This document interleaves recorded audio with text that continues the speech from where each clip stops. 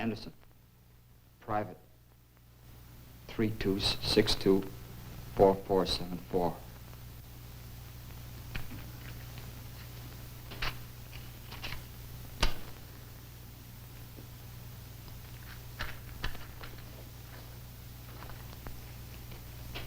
Have one? Oh, they're American cigarettes.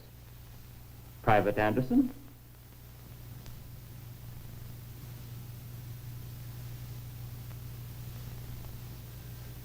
Come now.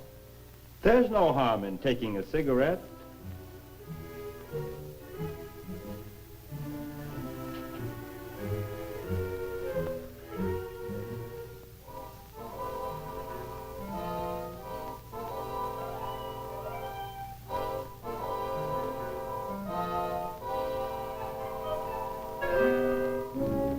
One wrong move. That's all that it takes. One move that'll mark you weak.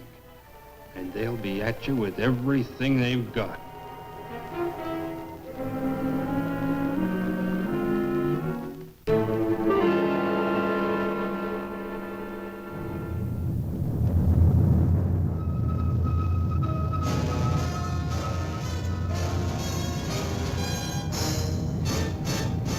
The United States Army presents The Big Picture, an official report produced for the armed forces and the American people.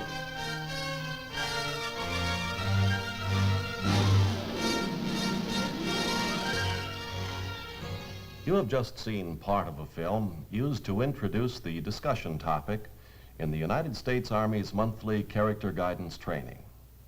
Now, it may seem puzzling for a vast military organization to establish such a program, but the reason is a very basic one. The character of the American soldier is representative of the character of this country, and the strength of character of any country may well be its most precious possession. Firm character, good character, starts in the home. Parents today, as always, have the initial responsibility to build character in their children. It's not the Army's business to do this job for them. The major part of the time a man spends in the service must be devoted to his military training. That's what he's there for. But the Army does accept the responsibility for furthering his awareness of moral issues, his sense of responsibility, his knowledge to discern right and wrong.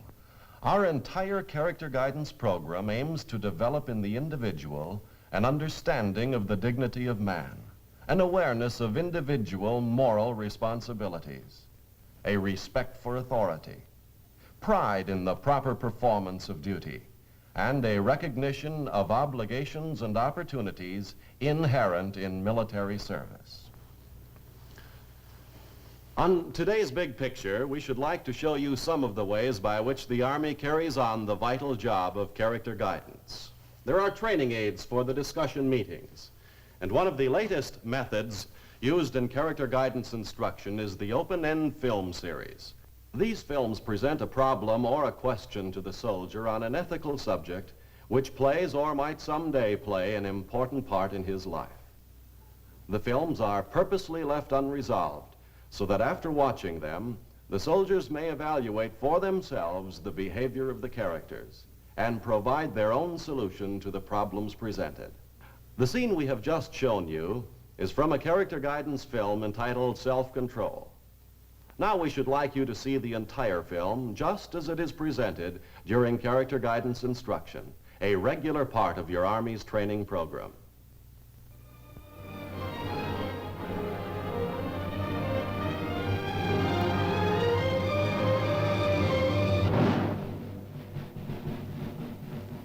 Citation. Get a move on. Oh, that bug of yours ain't got a chance. Come on, Fleet Leg. You got it made. Go, girl. Go. Kick it, you cockroach. Kick it. Come on, run this way. Hubba, hubba, hubba, girl. Let's go. Let's go. Come on. Run, you roach, run. That's the laziest cockroach I ever did see. Get up. Come on. Chop, chop, roach. Come on. This way, baby. Go, girl. Go. Go. I'm going to put a saddle on you. Come on, Ed. Get. Come on, Come on, you. let's Come on, go. citation. Who? Got a cockroach are you? Ain't Get worth up the there. grub. Oh, he's coming over. No, Get no, up there. come on, Yeah, come yeah, on. come on. None of that. Come on, you rope. Now, what you want to go and do that for? Yeah. We ought to be nice to them little critters. A few more days in this hut with no decent food or heat, and their cousins are going to be having us for supper. How can you joke about it? We're dying here, all of us, and you two make jokes all the time. You got something better to do? If you do, just pass it on to us. It's all your fault anyway. If you hadn't made so much noise and tipped off that patrol... Listen up. Quail couldn't help what happened, and you know it. Well, I'm not going to take any more, I tell you. I'm cold, hungry. They said they'd take care of us if we did what they want. We'd have heat, food. I ain't signing no phony confession. And neither is anybody else in this outfit. You got some other idea? So what harm could it do? So we signed that phony paper. You make me sick. Anything is better than this. I'm cold. I gotta get warm. I don't care what happens afterwards. I gotta get warm. I'm going out that door. You take one step toward that door, and so help me, I'll kill you.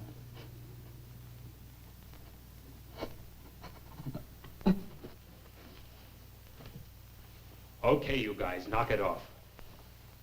Anderson is sounding off again. He wants to play footsies with the commies. You remember what I said. Let him alone. But, Sergeant... You heard me. Let him alone.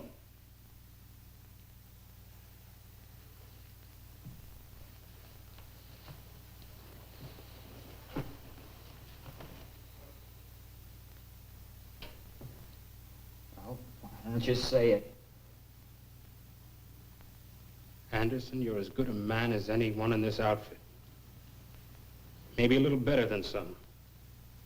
You're wasting your time, Sergeant. I know what the fellows think of me. Well, maybe they're right. No, they're not right. And I think you're okay. You're okay at the beachhead and all the way up. You haven't done anything that you need to be ashamed of. But you think I'm going to? Now. The important thing is what you think. Back there in combat, it was different. I knew what was ahead of us. The whole army was backing me up. But now, I don't know what's ahead. I'm alone. No, we're all in this together. It's the not knowing that's so awful. The things you hear. The men they drag out and never bring back. Now, you listen to me, soldier, and listen good. And you see this? It's nothing compared with what they would have done to me if they thought they could really break me down and make me sign that paper. Everybody's not like you. I don't understand you guys. What difference does it make if we sign? We know what we're signing isn't true. Look, kid, you can't split yourself 6 ways from Sunday and expect to come out whole. First, you sign your name on a paper. Then they get you to make speeches to the other prisoners. First thing you know, you're selling their bill of goods, and you keep on selling it because you like being warm and having food in your belly. And in no time at all, you've sold yourself out, and you've got nothing left of yourself but a dirty word. Suppose they make you sign. Suppose they do things to you. I'm scared. I'm scared, I tell you. Well, don't let them see it. Don't do or say anything that'll even give them a hint that you can be had. Just one wrong move. That's all that it takes. One move that'll mark you weak, and they'll be at you with everything they've got. And they've got plenty.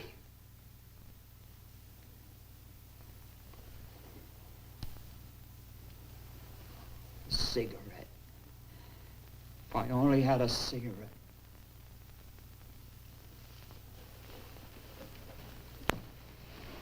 Go ahead. Take it.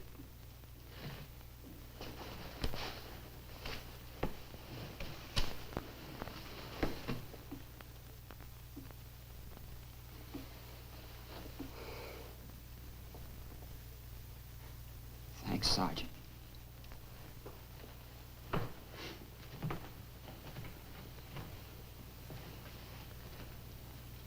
I can't make you out, Sarge. I seen you look at that cigarette butt a dozen times today, like it was uranium. It was your last butt, and you threw it away on a character like that. Don't be too hard on Anderson. He's gonna be okay. You keep saying it like you're trying to make yourself believe it. Well, some guys are made different, that's all. Well, I don't like the kind with a built-in yellow streak. Bones me up, giving him your last butt. Stop worrying about it. Anyway, haven't you heard? Smoking's bad for you.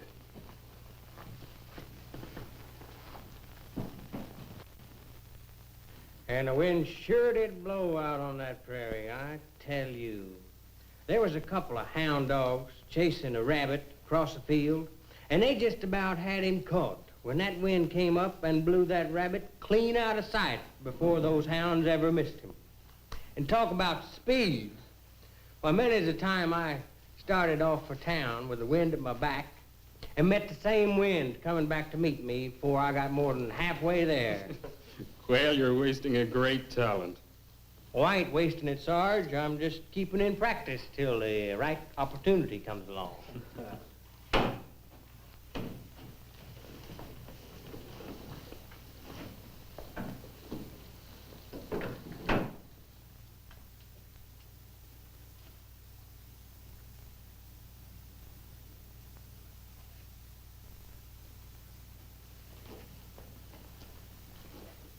Well, Sergeant, how's your little troop getting along? Well, there's room for improvements. But you wouldn't be interested in that. Oh, but I am. I am very much interested. We would only be too glad to make things a little more comfortable for all of you. It all depends on you, Sergeant. Let's stop playing games. I won't sign your phony paper. Or haven't I made that clear? Very clear, Sergeant. Perhaps some of your friends might not be so stubborn. And you can't beat any of them into doing what you want either. They won't sign. There are many ways to make men cooperate. Don't waste your time. I know my men. I wonder, Sergeant. I wonder if you do.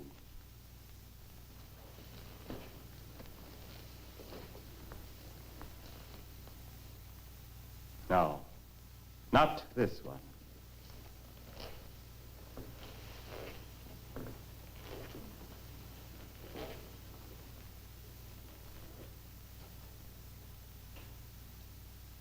Now, this one has an interesting face.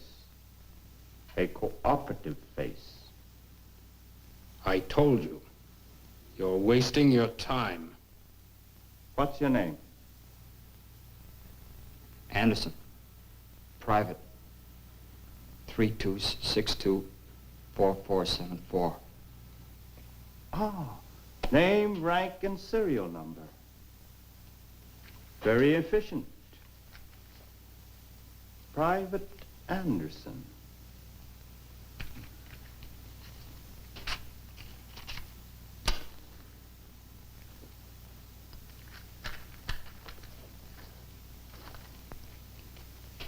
Have one?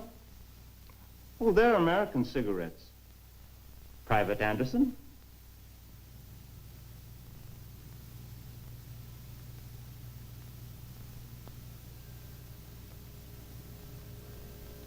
Come now. There's no harm in taking a cigarette.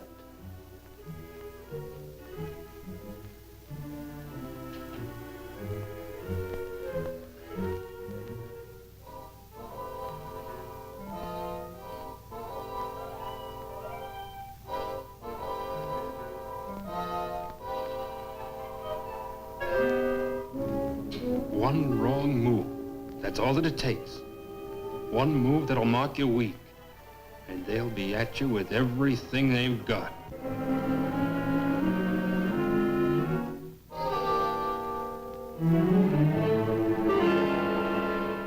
If you were Private Anderson, would you take that cigarette?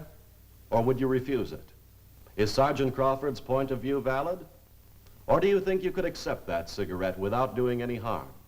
The films are a means of getting the men to discuss subjects of vital interest to them under the guidance of the chaplain.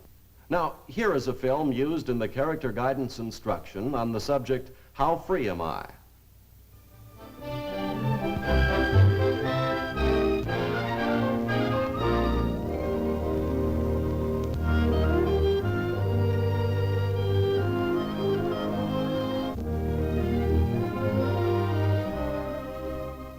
The word freedom covers a lot of ground. There is political freedom, religious freedom, freedom of speech, freedom to select our job, choose our friends, spend our spare time any way we want. In the routine of our daily lives, we enjoy many little freedoms that we never even stop to think about.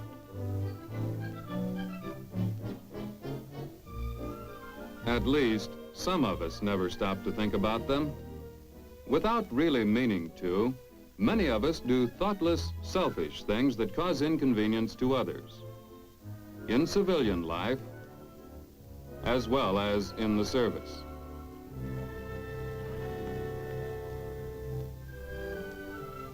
But it isn't always so easy to determine just where our personal freedom has to stop.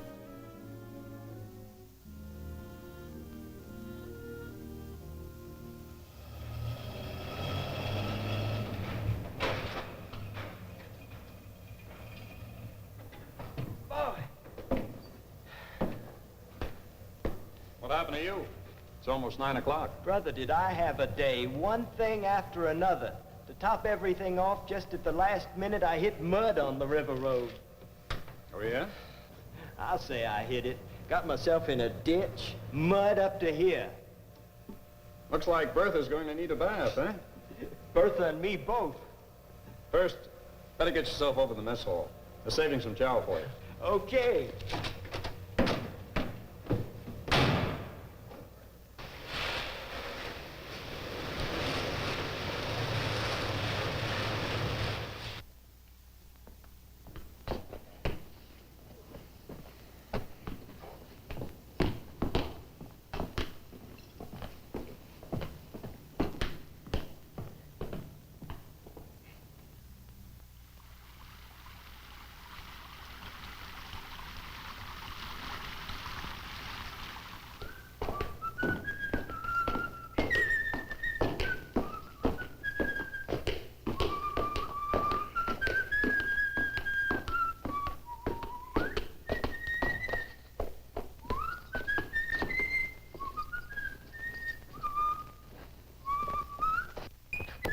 Hey, pipe down.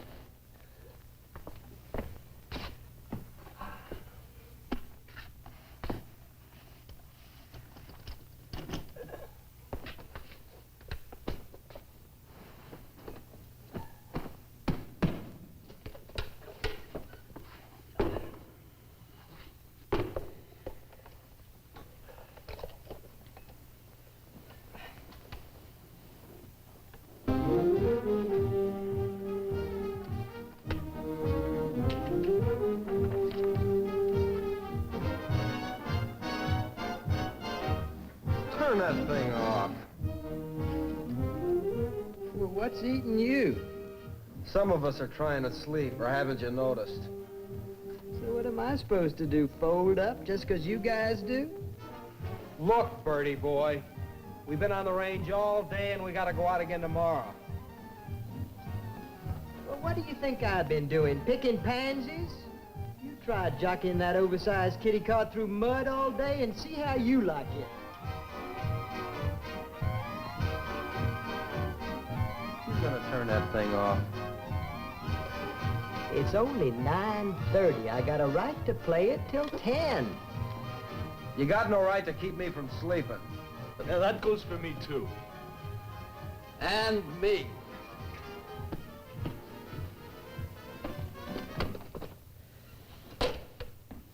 Say, what gives with you guys anyway? Can't a fella enjoy life a little if he wants to? I work as hard as any man in this outfit. Nobody says you don't. Only you got no right making a racket in here like you own the place and waking everybody up. What did I do? Whistle a little? Play a little music? What are we running here, a concentration camp?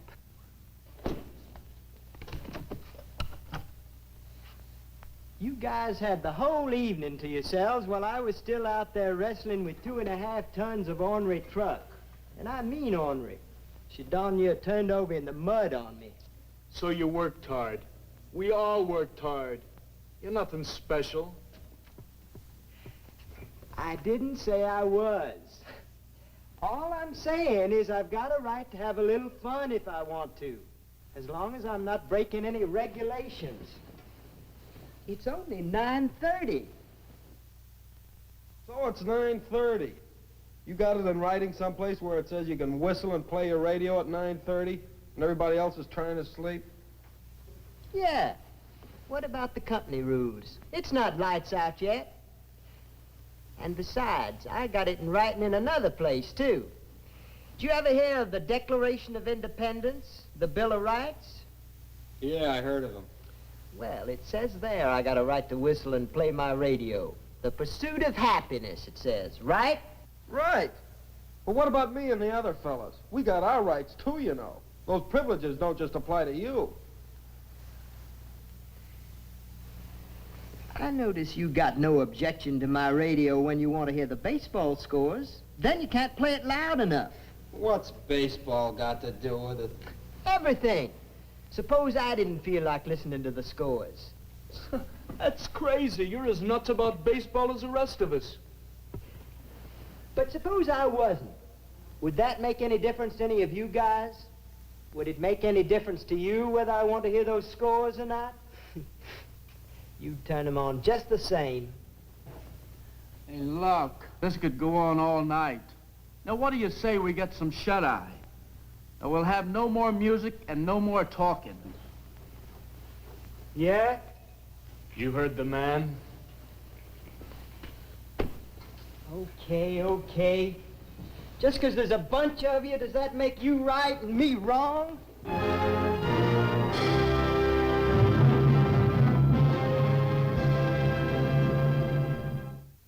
All right, just how free is Bert? Where does one man's right to freedom stop and the next man's begin? The film designed to stimulate discussion is just one of the methods used by your Army in character guidance. The chaplain, while he is a key man in this area, is just one of the people responsible for character development. To create a well-adjusted, responsible soldier who will stand up under the circumstances of military life takes teamwork.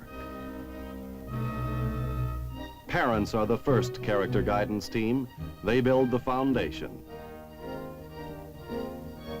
The teacher joins the team, helps expand the structure. Athletic activities contribute to a sense of fair play. Religious training builds an awareness of honor and decency, a sense of man's relationship to God, to his neighbors, to his country. To create a good citizen, all the influences of community life combine to build in the individual a sense of responsibility, a secure character structure that will stand up under the tensions of life. To the young men of America falls the responsibility for preserving our nation's freedom. Fundamental to the character development of these men is an understanding of the reasons and purposes involved in military service. In cooperation with educators in the community, the Army brings its message to the schools and answers directly the questions uppermost in the minds of the students.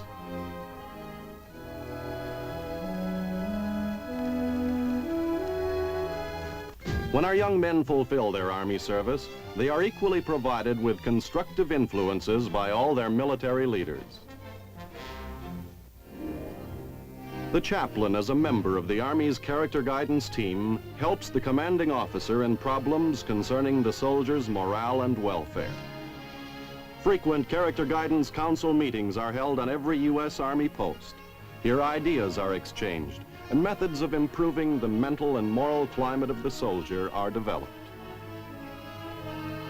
The medical officer enlists the aid of the troop information section in planning health programs.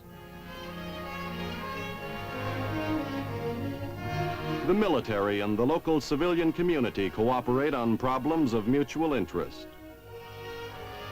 On adequate housing for military personnel living off the post.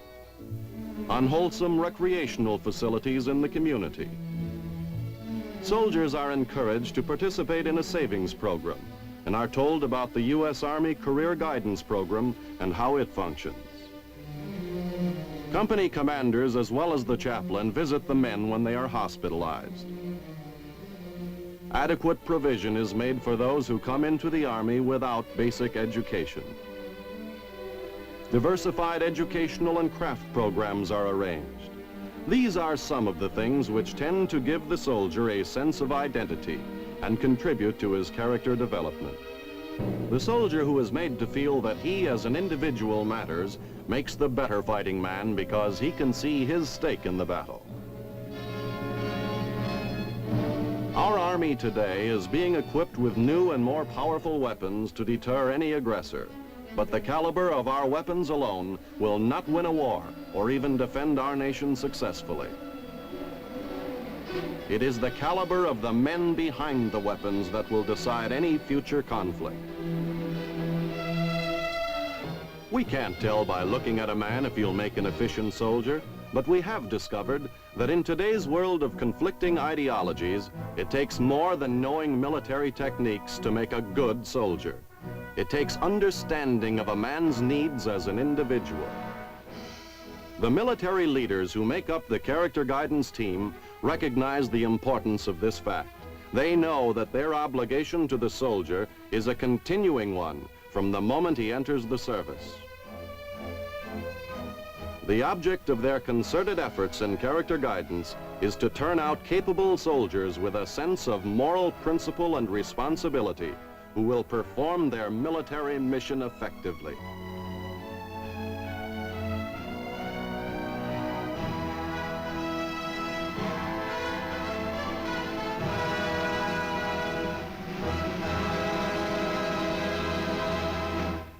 Today on The Big Picture, we have shown you some of the ways in which the soldiers of your Army are provided with a healthy mental and moral climate during their service through the constant effort of the United States Army's Character Guidance Program.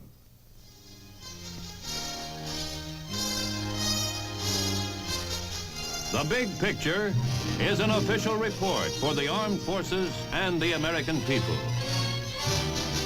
Produced by the Army Pictorial Center. Presented by the Department of the Army in cooperation with this station.